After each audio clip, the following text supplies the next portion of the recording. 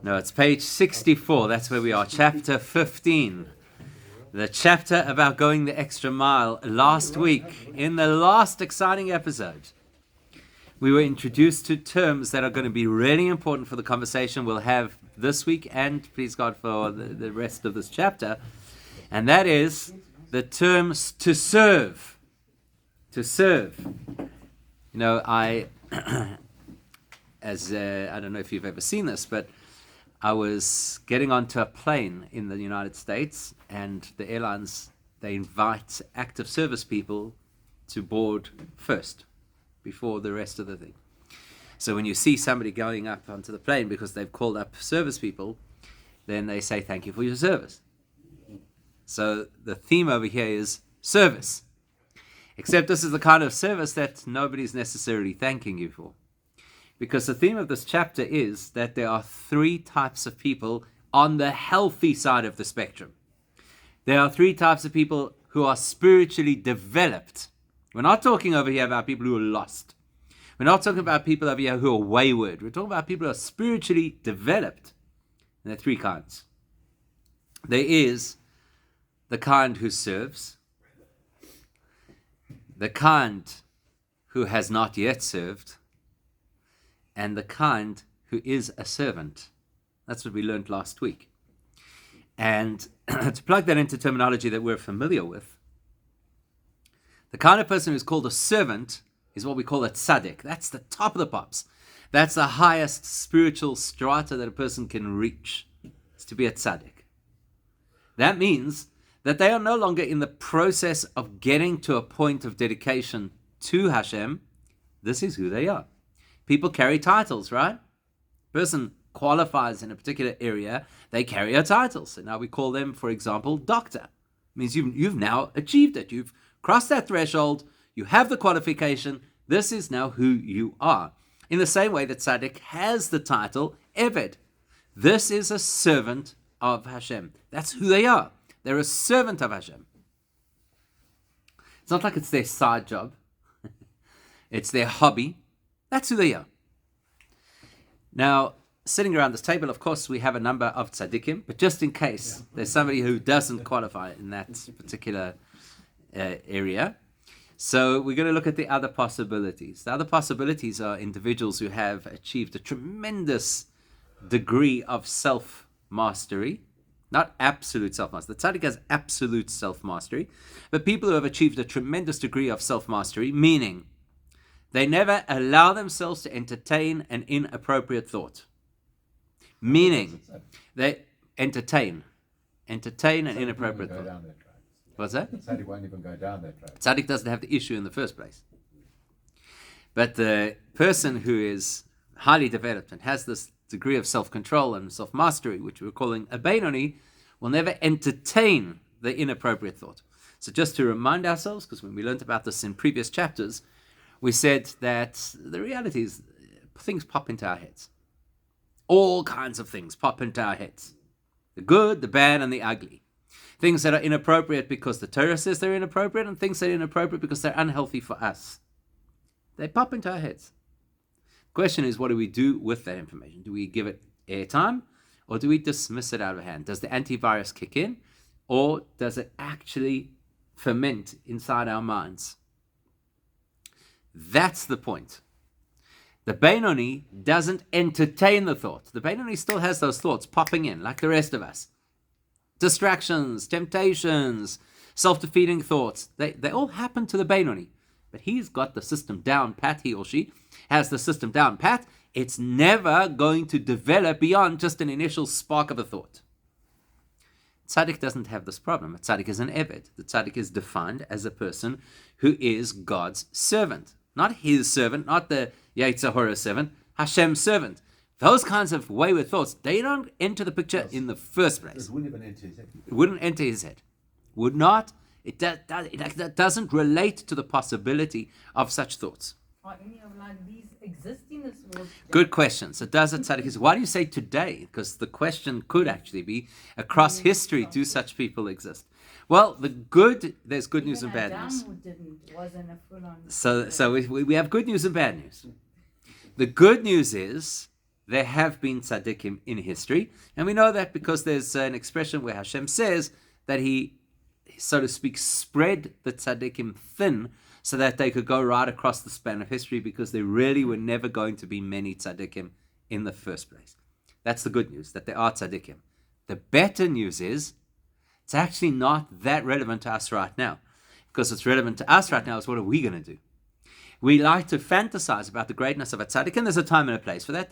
We have to learn about a tzaddik, we have to appreciate what a tzaddik is, and we even have, the Rambam tells us, based on the Gemara, we actually have a personal obligation to forge a personal connection with a tzaddik. So we need a tzaddik in our lives. But that's not what's relevant to us right now in this chapter. What's relevant for us right now in this chapter is the next piece of the discussion. Those who serve and those who have not yet served. That's not relevant. Just one. Is there one in every generation? So according to the wisdom of Torah, there has to be a minimum of one tzaddik in every generation. It's a principle that we call tzaddik yesod olam. The tzaddik is the foundation of the world. If you don't have a tzaddik, the entire world has no basis on which to exist. So there's got to be somebody, and if they're not here this evening, they're obviously doing something very important. Okay. Now, what we're going to focus on is this big question. Can you be a pious individual who has not served God? Because those are the two categories. We're going down the spiritual hierarchy. So at the pinnacle of the spiritual hierarchy is the servant. The person is completely dedicated to Hashem. They never step out of line. I think we should even take this idea just one step further so we appreciate what a tzaddik is. Just in case you thought that a tzaddik was a little bit beyond reach, let's understand this a little further. Halachically, in the modern world, we don't like to use the direct translation of the word eved. So we use this more innocuous term, servant. What's the direct translation of the word eved? Slave. Slave. Not PC. It's not a word you use in the 21st century, right? Slave? You don't use that word. What is the implication of a slave? Let's put it differently. What's the difference between a slave, who has a master, yes, and an employee who has a boss? What's the difference? What are the differences? What's that? Remuneration. Your remuneration. So can you not pay a slave? You don't have to.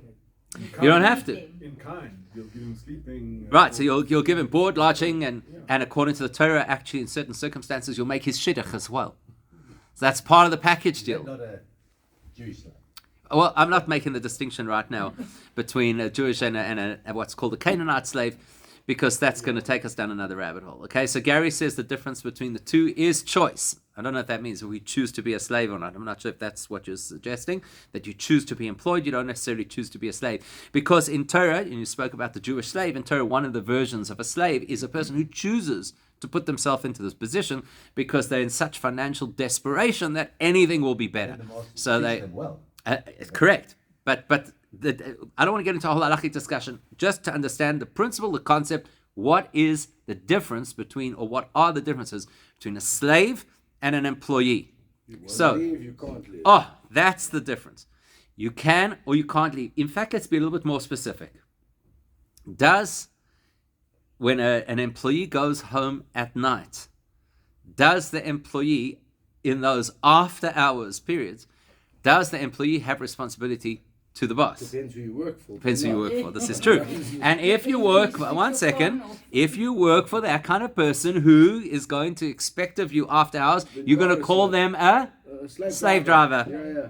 Exactly. Yeah. Because the implication is that in a normal employment situation, you get your own space and you retain your own identity, which includes the fact that you could quit. Because you retain your own identity. So at any point in time, you can say, I don't like this job anymore. I found something better. I'm out of here. A slave can't do that. You can't quit being a slave. And I think that's perhaps what Gary means by choice. Right? Yeah. No. Again, let's not get into technical detail. The principle is the slave doesn't have the choice, but it's deeper than that. It's not that the slave does. That's not the issue. The issue is not whether or not the slave can get out of his so-called employment or slavery or not. That's not the issue. The issue is deeper and more profound. So let's say I'm on the job. I've got a 9-to-5 job. And part of that job includes a bit of travel. So I'm going between the office and a client. I drive along, park my car, get out of the car. Lying on the floor is a wad of cash with an elastic band around it. Meaning there's absolutely no way that we could ever identify whose money this is. It's not in a wallet. It doesn't have a name associated with nothing. It's just cash with an elastic band around it, which halachically I am now permitted to keep. Right? You agree? Me, the employee. I am allowed to, yes or no? Am I allowed to keep this money? While it's the 9 to 5, I'm on the job. Am I allowed to keep the money? Yes. Yes, absolutely. And if I were a slave? No. Your You everything hide is his. If I were a slave, the halacha is that the second I pick it up, it already belongs to the owner. Because the slave has no independence in any sphere. So when we call a tzaddik a servant, slave, eved of Hashem, what we're illustrating is that the degree of dedication that this person has to Hashem is so absolute that they don't have a consideration of their own independence. That's really different to just being religious or learned or pious or whichever other nice adjectives we want to use to describe people. This is a very advanced level of submission. I don't really exist. Whatever I take is automatically God's, basically. Whatever I do is God's. That's where the tzaddik lives. But our focus in this chapter is not to speak about the tzaddik. We just needed that at the beginning to clarify what the servant is, what the tzaddik level is. We need to understand the issue of serving versus not yet serving. Okay? Because those are the two designations. The Gemara told us that there's a verse, V'shaftim u're'isim, the prophet Malachi tells us, pause for a moment and see, Bein oived Elokim, the difference between the one who serves God, Asher loy avadoi, compared to the one who has not served yet. We want to understand what is that.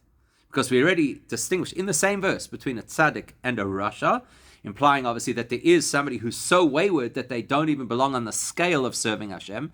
That's not what we're talking about. We're talking about the person who is serving or serves in the present tense versus the person who has not yet served. And that's going to be the question we'll start to focus on this evening, which is, can a person be pious and yet not be serving Hashem? Is that possible?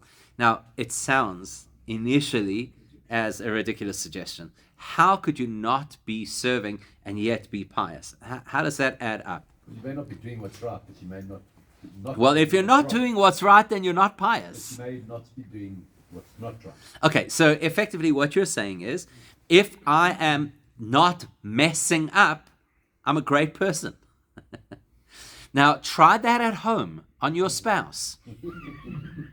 So I'm a good spouse because I'm not messing up. It's not going to fly.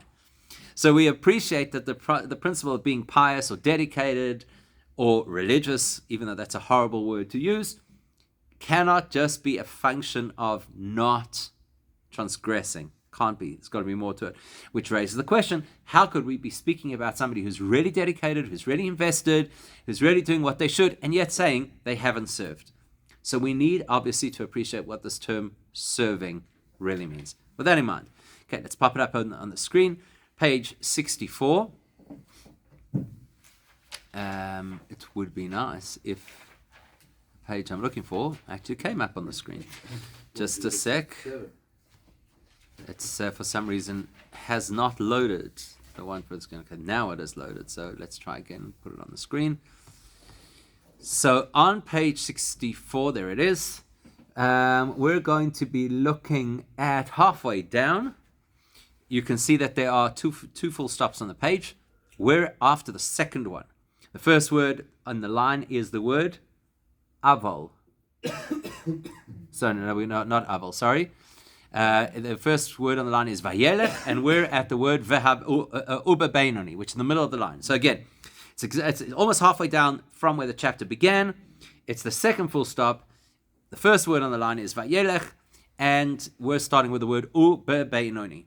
That's where we really need to focus our attention. The beinoni is, as we've already learned in Tanya, the goal for the average person. So whenever we use the word beinoni, we need to think of it as the aspiration for the ordinary person, is that I should become one of these. Within the world of the beinoni, we can actually divide the beinoni into two possible levels.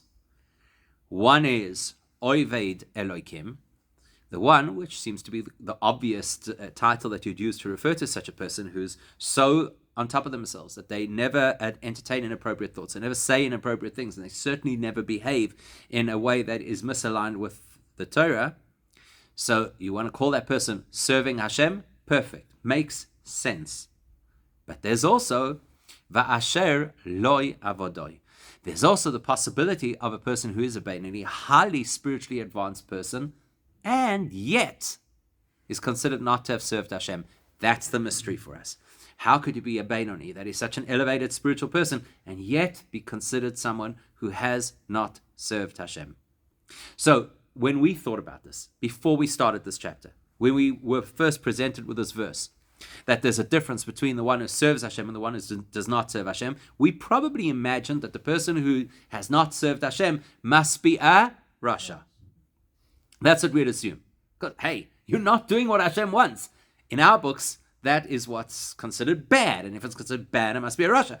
So he tells us, Va'afal bichein einoi Rasha. This is the first revelation of this chapter that's going to be really revolutionary. And that is that it is possible for a person to have not served Hashem and yet not be in the category of Rasha. Why not? Because Lo ovar miyomov shum aveira kala. Because here we're dealing with a person who has never in their history transgressed even a minor transgression. What's a minor transgression? Thinking bad thoughts. I'll tell you what a minor transgression is in most people's books. The ones I do. Those are minor. The ones you do, those are major transgressions. The ones that I do are minor transgressions. That's how most people will define it. But a more objective and authentic definition of a minor transgression would be something that doesn't carry a serious penalty, or possibly something that is only a rabbinic law, or possibly something that is the kind of behavior that people typically find that they can't overcome. For example, here's an example. We're told that there's nobody on earth, again, tzaddik aside, who gets through the day without wasting time when they could have studied Torah. Now, is that truly minor? Okay, to be debated. Earlier on in Tanya, we brought a verse that says that if a person does not study Torah when they have the opportunity to do so, that is considered a disgrace to Hashem. It's considered a capital offense. It's like a very serious business. But we'd probably consider it a minor offense. So a minor offense might be something like not doing a mitzvah. Well, let's not talk about the positive. Transgressing. So, we always talk about Lashon Hora. Lashon Hora, that's like a very serious thing, Lashon Hora. So there's also something called avak Lashon Hora. Ever heard this expression? Avak is dust. So, like you get stardust and sawdust, there's losh dust. What does that mean? So if you think about sawdust, there's obviously the piece of wood, and the sawdust are these tiny particles that are completely irrelevant that have come off the wood as you've been working your carpentry. In the same way, Lashon Hora dust is the small, minor things that don't really qualify as actually speaking badly about somebody. So, no, here's an example. Okay? Let's say, for argument's sake, Chaim and Shmerel do not get along. Now, I know that Chaim and Shmerel don't get along. Shmerel, as it happens, just today closed a very decent business deal. Didn't shoot the lights out, but a very decent business deal. So I go to Chaim, and I say to him, amazing news about Shmerel. Did you hear about the deal that he struck?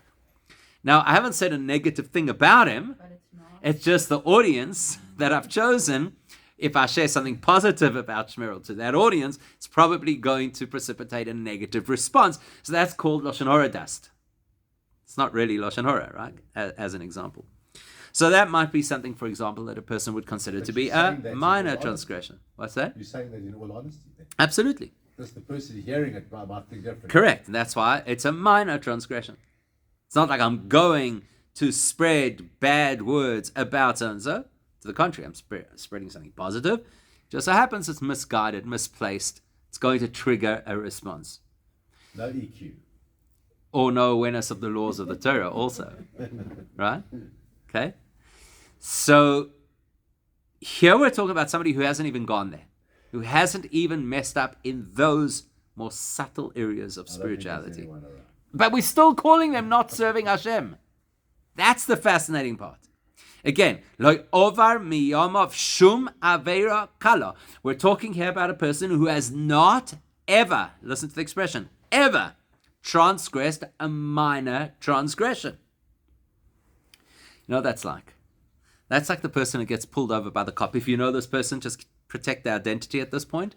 The person who gets pulled over by the cop and the cop says, you were speeding, I'm giving you a ticket. So what does the driver say, this particular driver? Not again. Officer, no, the exact opposite. Say, officer, I am always so careful about the speed limit. I'm so careful. I don't know what happened this time. Right? When we say lo avar miyama, that a person has never transgressed, that means they could actually say that. For real. They can say, I've never gone over the speed limit. Because remember, when it says that you don't transgress, part of the laws of Judaism include that you have to adhere to the local laws of your country, unless they fly in the face of Jewish principles. Now, there is nowhere in Torah that says that it's a mitzvah to speed. Therefore, we are required, according to the Torah, to stay within the speed limit. Okay, it's not a popular opinion, and not something I'm sure that people are going to share at their Shabbos table. But it is the truth. That would be a minor transgression. This person who we're saying has not served Hashem has never done that.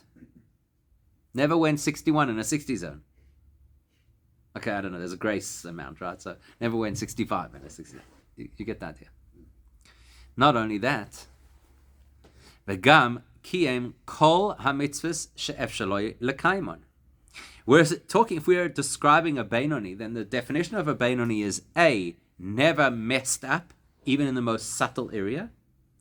B, has done everything that is required by Judaism to do, always.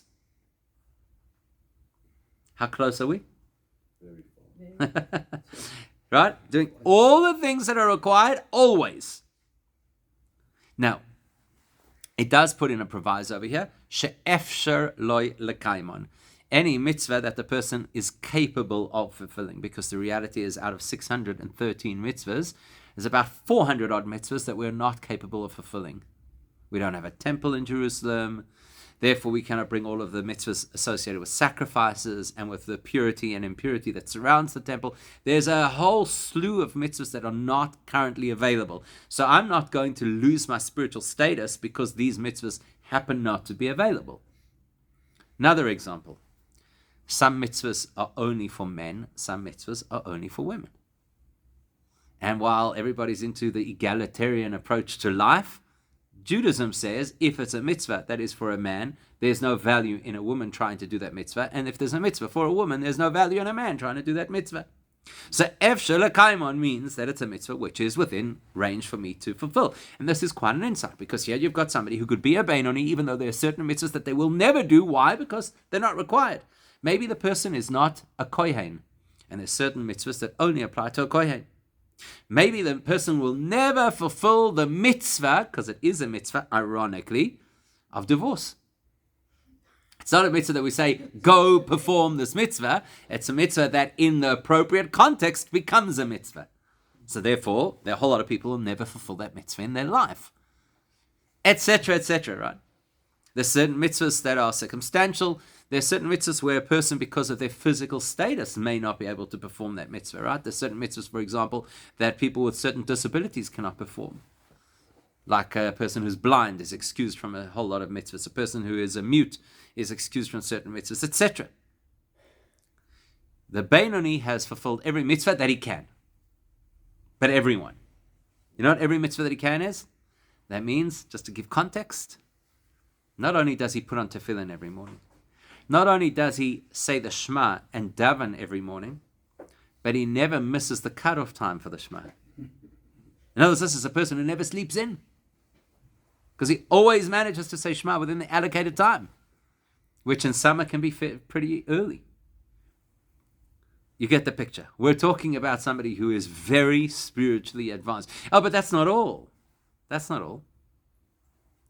Here comes the kicker.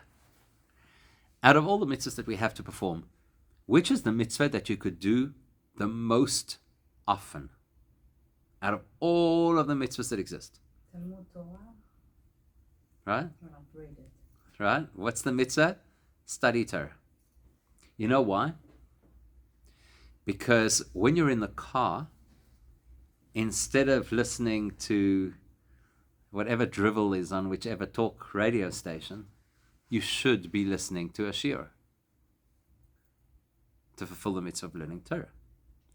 And when you have some spare time while you're sitting in the waiting room at the doctor, you should be learning Torah, not doom scrolling through social media.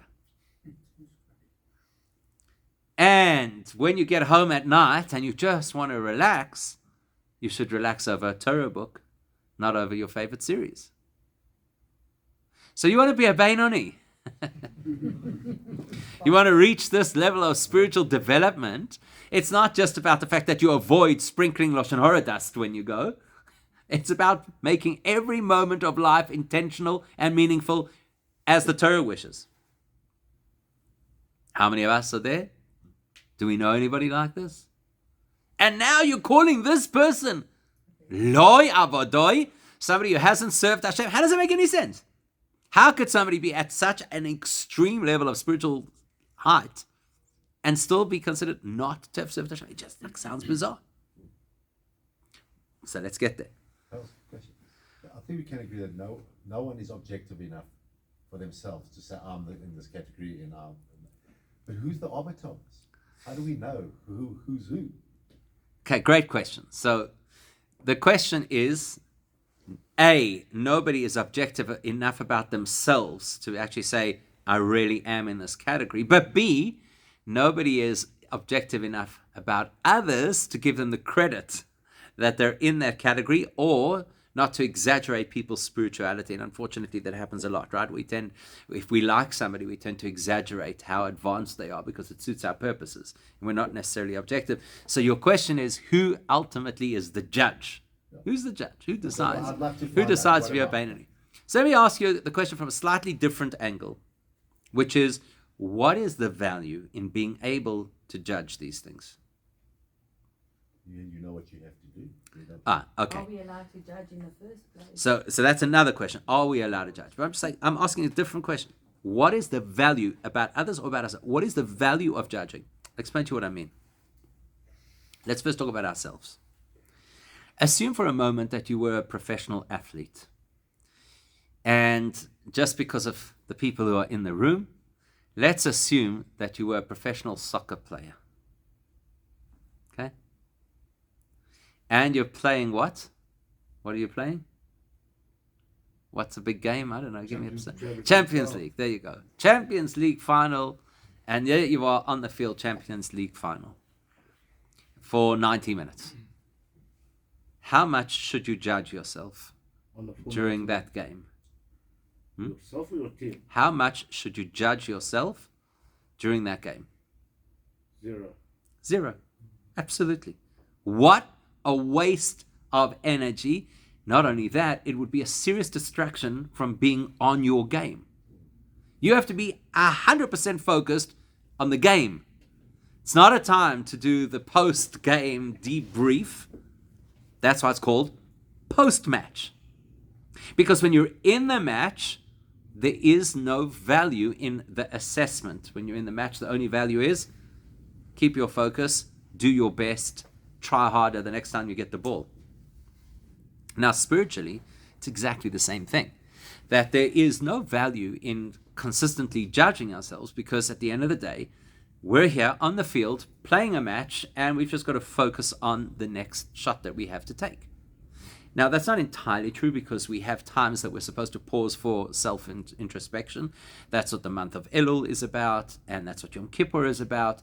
And in a smaller sense, that's what every day at the bedtime Shema is supposed to be about. So we are supposed to assess these things. But our assessment is never supposed to be, am I a Beinoni or not?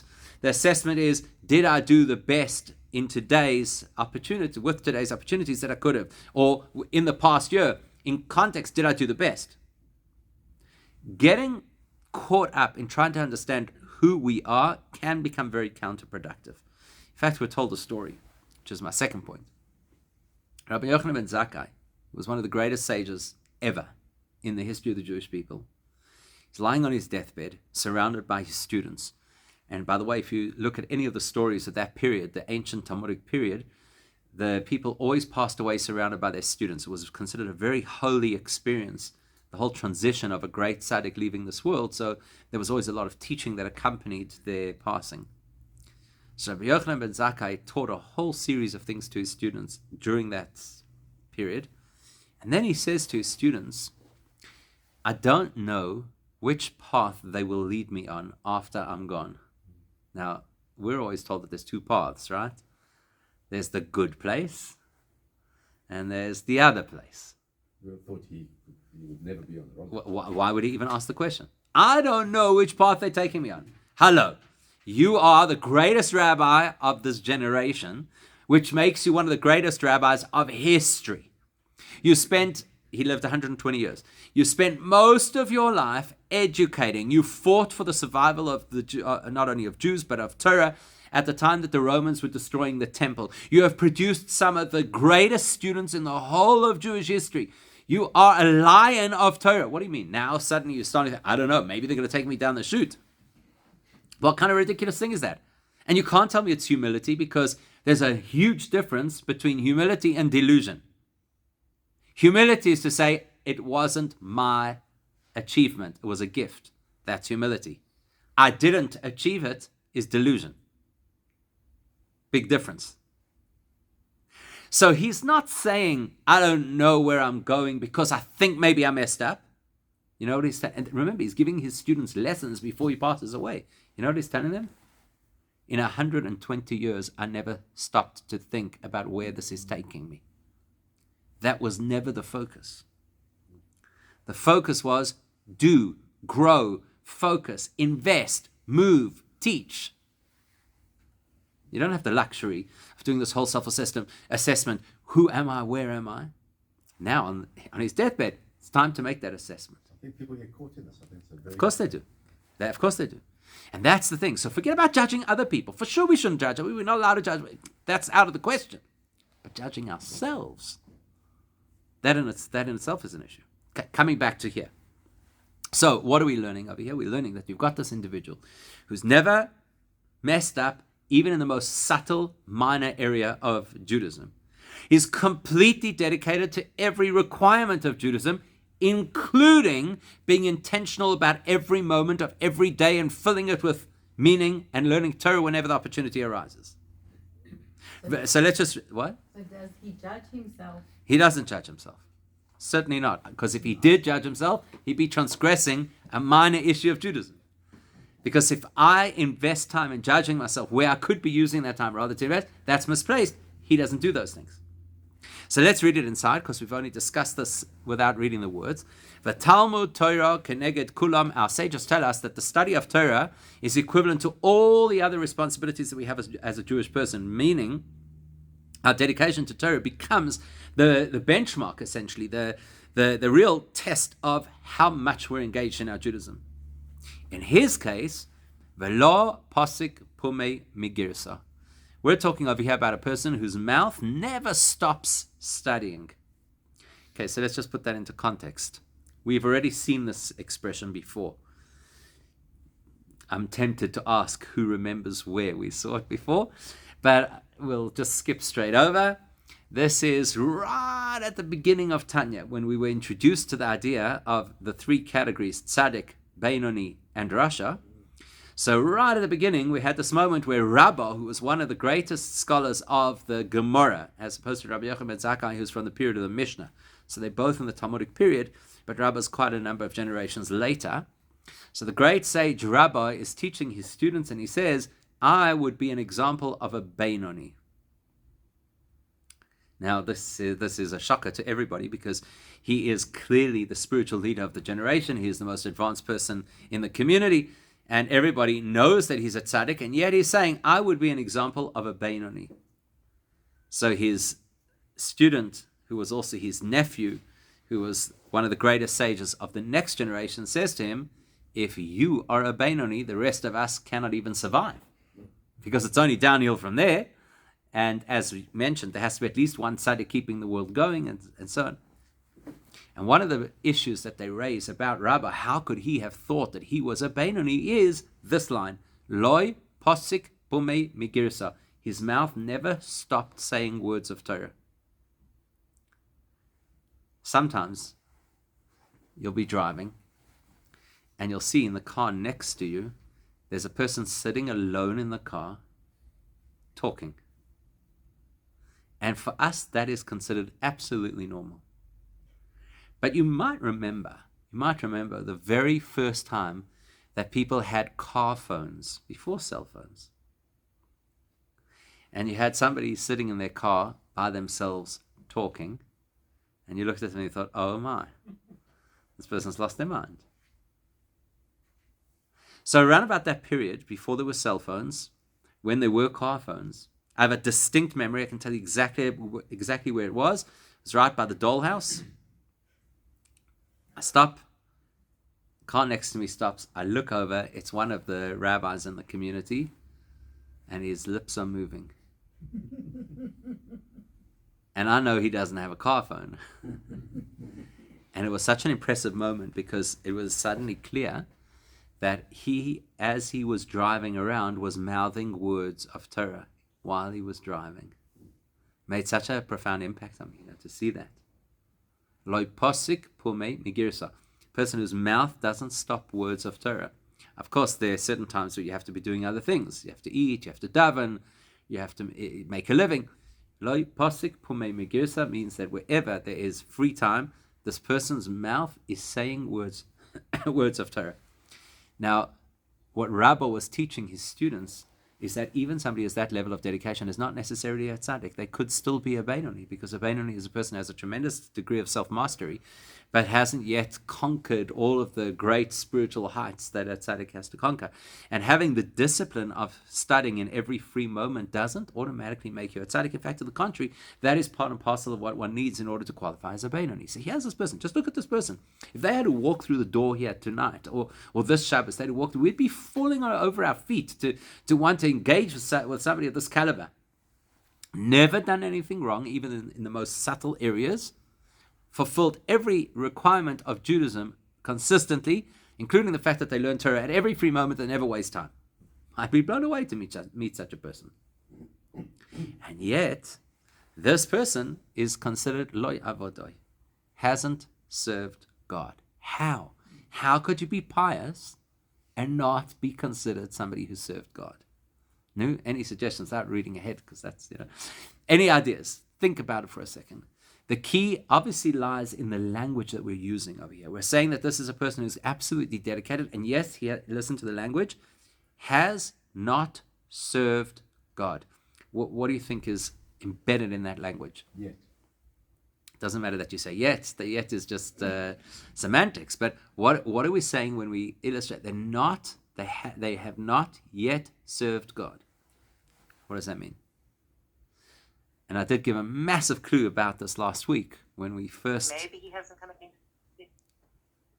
He hasn't what? Maybe not, Rabbi. Maybe he hasn't been tempted by the evil, by the Yetzirah. He hasn't been tempted. Okay, that's a very good point. Perhaps he hasn't been tempted. It's a really, really good point. Why would that relate to the idea of serving Hashem? So the fact that the person hasn't been tempted, remember the definition of a Beinoni by definition is that they are tempted by the Yetzirah. That's why they're not yet a tzaddik. So they do have the temptation, distraction, etc. Why do we say they haven't yet served Hashem? Not trying to stop the temptation. It's not trying, but if he's not trying to stop the temptation, then he's not a Beinoni. Then he's going to fail.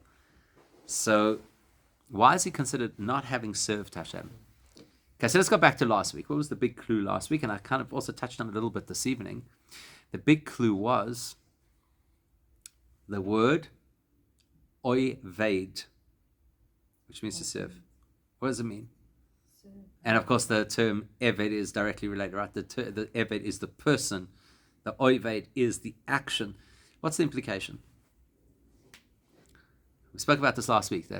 We said at the Pesach Seder, and we say, Avodim hayinu, that we were slaves. What's the implication? That we were slaves, besides the obvious, that we did not have self-determination and we were controlled by the people, etc. But there's a very, very simple, practical application of the word slave, serve, or evade, which is? Does he only do he doesn't get over himself, he doesn't try something Okay, so where do you harder. see, good, so where are you seeing that in the word? Oved is an employee, he's a servant, he doesn't do Belong- more than belonging. that. Okay. One much more basic version first of the word oived. Oived means to work. To work. There are people in life who work, and then there are people in life who glide. What does that mean? So here's an example that will open up where we're going in this chapter. There are two kinds of teachers in this world. There are teachers who love the A students, and there are teachers who love the fail students. Two kinds of teachers. The kind of teacher who loves the A student very often is simply motivated by the fact that it's going to look good for them. Look how many distinctions we got. Look how many A pluses we got. We were able to put people into Ivy League universities, which once upon a time was considered a big achievement. So it looks good for me. I look good because I have A students. Is that really the art of teaching?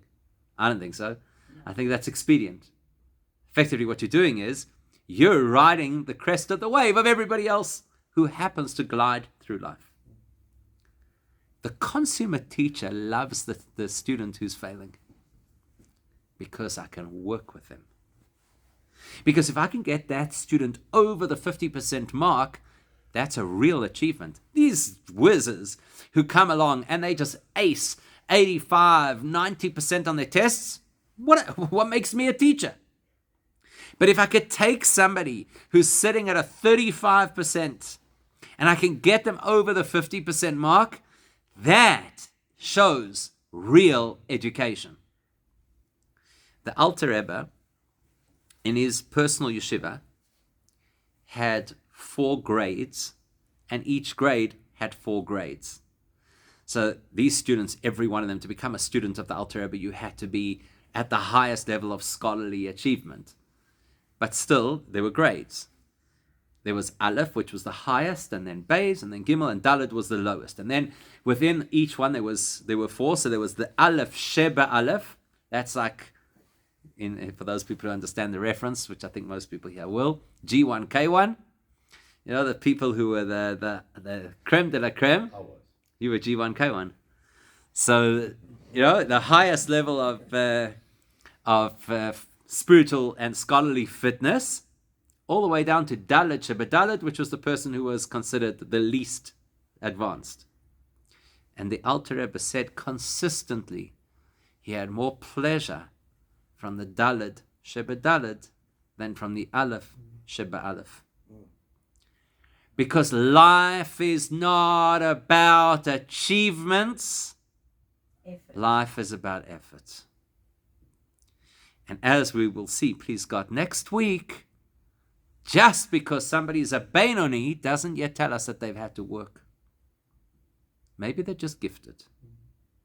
And if they're just gifted, then they might be doing everything right and they haven't yet served Hashem. But then why are they abandoned? How do you know they're going to? They are gifted. Because they're gifted, they're doing so well spiritually. I don't know that they've actually had to serve Hashem yet. So that's the other sort of Benoni. He hasn't yet served. Just a random question. Is it possible to move between Russia to Benoni? Good question. Good question. So let's just modify the question slightly. But saying responding to the question, modify slightly. A Russia can experience Benoni periods, as a Benoni can experience tzaddik periods. Okay? But the way that a person is truly defined is not by the flashes of experience or inspiration they have, it's rather who they are consistently.